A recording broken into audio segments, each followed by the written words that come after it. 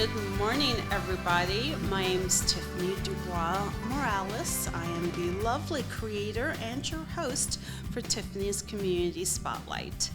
For today, we have the wonderful and amazing Mink Lin of Humble Bowls with us today. So, say hi to everybody. Hi everyone. Good. I'm Mink with Humble Bowls, also with Reva, which is the public benefit corporation that holds Humble Bowls. Awesome. So I know you haven't fully launched it yet. No, unfortunately, we've had a couple of hiccups. And it was more venue related. We wanted to have more than just a digital platform for the stories. So Humble Bowls is a documentary series. It's about stories of people. It stems from their story of food. And I've been documenting people for about 6 years now. That's and awesome. I think the reason why we couldn't release any of those films was because we wanted to do it justice. We wanted to have a better marketing team that can push the stories forward. Because I guess my fear was, what if we made these stories and released them and nobody watched them? No one heard them. Right. Yeah, And no, so- definitely. I mean, for a lot of people, it's sometimes scary to think about, okay, I'm going to be the first one doing something different and unique within my field or within my industry. So sometimes it's just kind of like that fear holds you back from actually pursuing what you want to do. So, yeah, like this podcast is a new thing for me. This is only my, second official interview with a speaker and everything else. And for me, though, it's more along the lines of I don't want to allow fear to dictate what topics I bring up or broach. Fear of having people reject or disregard my ideas or my opinions, and just allowing a chance for my voice as well as those that I have worked with, collaborated with, to shine through. Well, So, Congratulations. Very Thank exciting. you. Honored to be on your second episode then. Yeah, Yes. second full episode. It's been rather surreal, but I like it. I guess another point would be to just, remember that regardless of whether you are joining my podcast for the first time or if you're now a very serious regular, that we all do things that we can each learn from, and not to be afraid, really. Definitely. It's about a collaboration, right? Yeah, Especially no, with creators. absolutely. Yeah. How Definitely. did you I guess come up with the idea of doing Humble Bowls? Well, it stemmed from a really dark place in my life, actually. My mother passed away, and I was going through a grieving process. And in that process, I ate this dish that reminded me of my mother, and I broke down in tears. And I say that moment really brought me to my humble self, my core of myself, my story, basically. And I wanted to help other people's kind of, I guess, keep that story within and to let it out. I mean, I feel like food stems from a place where food is something that we need to do. We need to eat every day, right? We have to eat every day. So I feel like food is really in our genetics. What we crave for is in our genes. And so for me, it was preserving that legacy, but also connecting people through food was always a passion of mine.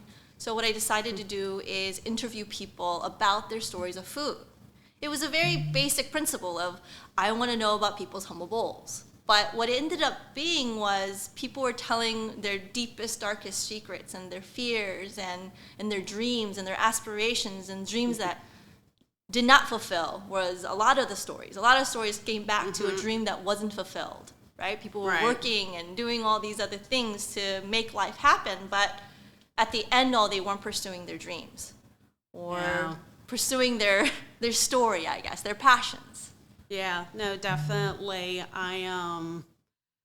For a long time, especially at least in my 20s, I definitely was not fully pursuing like what I enjoyed doing. Like on my mother's side of the family, I'm Greek. You know, you grow up with your siblings and surrounded by lots of cousins and uncles and aunts and, you know, your grandparents and everything else. And my grandmother, she started talking about like marriage and children and houses and everything like after I had turned like 11.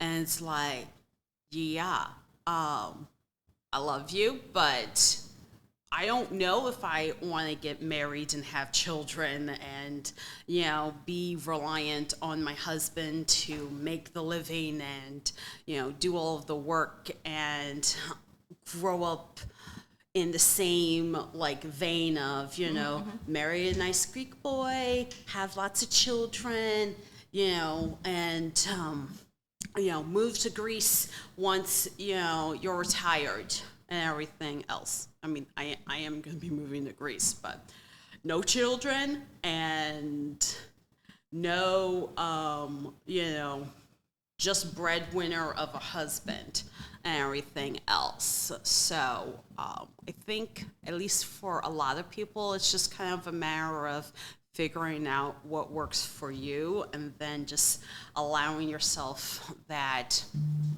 freedom to pursue what you actually want. Like, I love to cook. My main humble bowl is a birthday dinner that my mom had done for me when I was 11. Roasted leg of lamb, fresh lemon potatoes, lots of charred onions, and a whole lot of garlic. You had it studded in the lamb. You had it, you know, sprinkled across, you know, your roasting pan, and you had more garlic and lemon juice and a little bit of egg for like a little sauce thing that you would put on top of like your potatoes and your onions and like the lamb and everything else. Delicious. Brings you. Is your mother alive and well? Yeah. Yes? I think she'd be really happy to hear that that's your humble bowl dish. Yeah. So is that a dish that you crave for at your hardest, most difficult times, would you say? Yeah, pretty much. Yeah, although at least nowadays I've slightly tweaked, you know, the recipe. I add in like a fresh herb mix with like dill and parsley, and depending on my mood, I might add in a little bit of mint, or I might add cilantro as well, and then I'll like let the lamb marinate for at least 24 to 48 hours before I even think about roasting it in the oven. But yeah. Well, most of the people that have humble bowl stories that I've documented aren't actually foodies. A lot of them do not know the recipe of their humble bowl dish. They will say, it was my grandmother's Puerto Rican chicken and rice, but she's no longer with us. Even though I have a recipe of that chicken, I don't really know how to recreate it, you know? Right. So it's like little simple touches of ingredients that make dishes what they are sometimes. And I feel like that's what we lose sometimes when our parents or our grandparents or people make us these dishes. Yeah. So what we found out was a lot of people were stuck in their stories. So they were in these stories where they were in some sort of a trauma, and they didn't know how to move past that. And that's why our other company, or a company that holds humble bowls now, Reva, kind of started, where we're a group of coaches, and we help people tell stories. Messaging is a big part of it. And so it's a collective. We have a collective of coaches now that help people brand themselves and their stories, and it all stemmed from a humble bowl story. That's awesome. Yes. Yeah, no, that's totally awesome. Do you like still have like a lot of support from like your family? Or yeah, my mother was a single mother. I didn't have very much, and so when I lost her, it was like my world was crumbling down. But I have a lot of support from friends, and I do have extended family like uncles and aunts. But unfortunately, I don't, I don't have that close of a relationship. I think the hustle and bustle of life is they're living their lives right now, just the day-to-day struggles. And so I would say the support system that I have is a lot of friends, a lot of coaches. Well, that's good. Good. Yeah, everybody definitely needs a lot of support, and having that foundation's always a good way to kind of help within any like situation that you have, and then just kind of take the time to reflect, and then either let go or hold it closer to you until it breaks you. A big thing is I always say this, that we all hold these bowls of what we care about. Yeah. And we're all just clashing against each other.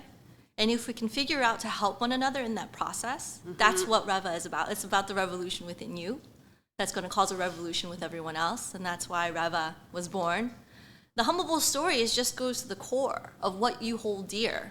And so that's where my journey began as a filmmaker, is documenting people's stories and what they hold dear and what their stories are, and helping them figure out what that means in the larger picture of things. And I can't do much of it. It's really other people doing it, right? Like the collective doing it together. Yeah, no, absolutely. Are there like any documentaries or like any upcoming releases or Great anything? Question. So we're looking for a venue that can hold us. We want to have food in the space, because the Humble Bowl stories is what's highlighted. We're highlighting one main Humble Bowl story and then 2 others. Other states and other cities are involved too. So the people of these cities will bring their food dishes of their food stories, and then the documentary will be released in these smaller events. But I got a phone call from a filmmaker who produced a film in Hollywood. I don't know the film, but it was just a text that was given to me just right before I got here. And they said, Mink, the producer wants to talk to you about Humble Bowls. Are you interested in talking to them? So that's kind of, I'm not pressured into releasing anything just yet, but right now the release date is November 11th, Yay. So that's where the first story will, and then we have all the, digital stuff that we have to make before all of that. So that's where we are now. Well, that's good. But how many, like, what was like your estimated like guest count? Guest count? Yeah. I think it could be as many as 200. I have a list of almost 5,000 people of which, about 200 of them stories were being told in the last 6 years. So the guests of those interviews, and then I've done some random things to get stories. So sometimes I'll go out and Lyft an Uber to get my stories, and I meet the most randomest people that way. Yeah, like this morning I Lyfted for an hour, and I met 3 new people for 3 new stories. Awesome. And people, I think the gift that I say I have is a connecting gift. I think you have the same gift. Like I like to connect people. Oh yeah, no, definitely. So that's. But that's definitely very good. All right. So we met someone from New York today who is selling cheese right now on the streets of New York, but she lives here in Philly because it's not livable here or livable there. She said, New York is pretty expensive regardless of industry. Definitely. Regardless, it's a great city to visit, but I would never want to live in the middle of all of that, although they also have a really good food culture. And yesterday I met someone who has a gambling addict. The story of Puerto Rican chicken and rice went to a story of addiction, of a gambling addiction that she has never told anyone. So the stories, yes, they stem from food, but the story at the end all is so unique because it doesn't end in food. No, It's it about really the doesn't. revolution that's happening within themselves when they release that story. So the podcast you're doing is incredible because I think you're going to be able to get a lot of people to be able to tell their story. Yeah, right? no, absolutely. And like, I still want to like reiterate to everybody that my podcast is it's a nice welcome space. There is no topic that I will not discuss. There is no banned opinions allowed here. This is a really calm, at least I would like to think it would be a nice calming space where we get to clearly and concisely discuss whatever you want. So but God, okay, new question. What is your favorite place to go for Chinese food? Oh gosh, well, Chinese food, that's a hard one, isn't it?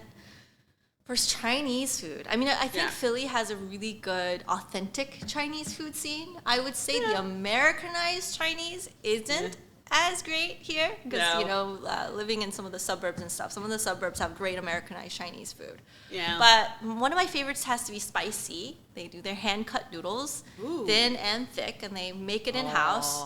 Their broth is a little, they have, the medium spicy, extra spicy, the whole range.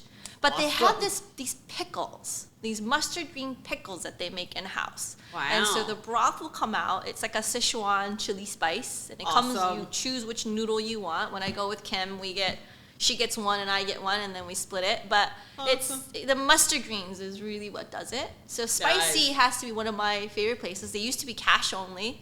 I think at the pandemic, right after the pandemic, they changed that. But it used to be just a cash-only restaurant right in Chinatown. Nice. And dim sum, my new favorite dim sum place has to be Tom's Dim Sum. I love the ambience. I usually go to places with carts. That's the usually normal Hong Kong style. Yeah.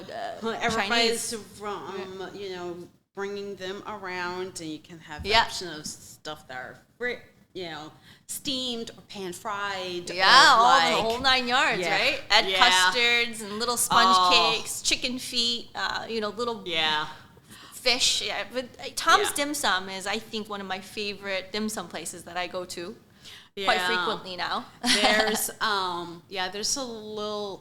like I'd say kind of smallish Asian restaurants called Am-I or M-A? M-A, right. Ime, yeah. Ime. Yeah. That's really good. They have their mapo tofu was like my absolute favorite thing. We had like on there for dinner with a couple of friends, and Szechuan. It was so good. Szechuan style Chinese food, that is. Yeah, it's really good. It was, I did find a good Thai restaurant lately, which has always been a difficult one to find here in Philly. I think it's called Green Basil, I want to say. Oh, yeah. Green Basil. Yeah. We got delivery there from the other day, and I was blown away from their green curry and all the other dishes that I think we got duck. We got 7 different dishes, and all of them were executed perfectly. That's awesome. Especially for delivery. It's really difficult usually to get a good delivery restaurant. Yeah, so that's definitely very, very true. And then, I'd say for BYOBs, especially when it comes to sushi and everything else, there are 2 places in the city that I absolutely love. Mm-hmm. The first one is Umai. Oh, my, yes, I know the owner there. Fantastic. We're friends. He used to be with another sushi restaurant in town that's really popular, and then he went and opened Umai. He was a sushi chef for another restaurant. So it's incredible. Was it Steve or was it Alex? What was that? Alex. Alex. Yeah. Yes. Yeah. No, we're Eric and I were on a first name basis with Steve and Alex. That's amazing. They're both the main sushi chefs and everything else. It's they have a scallop carpaccio appetizer that is so good. Oh my gosh, I feel like it's spicy, and it has a really good balance of just how thin they get the scallops cut. It's so like awesome. And then it's like has those little crunchy topping frizzles, and then like fresh herbs, and it's so good. And then they have a signature roll called the ping pong roll. It's so good. I feel like you should start a podcast about food. Oh, I kind of have food at the table. Yeah. Oh, yeah. No, I absolutely invite restaurants.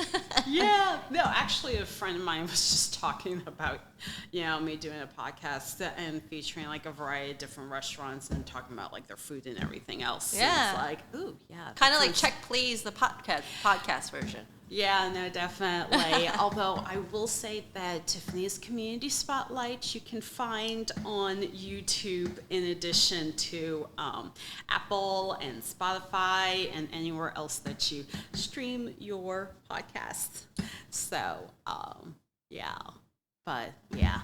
Now, time's getting a little away from us, so I wanted to thank you for coming on to my podcast today. Once again, everybody, this is the lovely Mink Lin of Humble Bowls, director, filmographer, and overall fantastic fellow foodie out here. So thank you.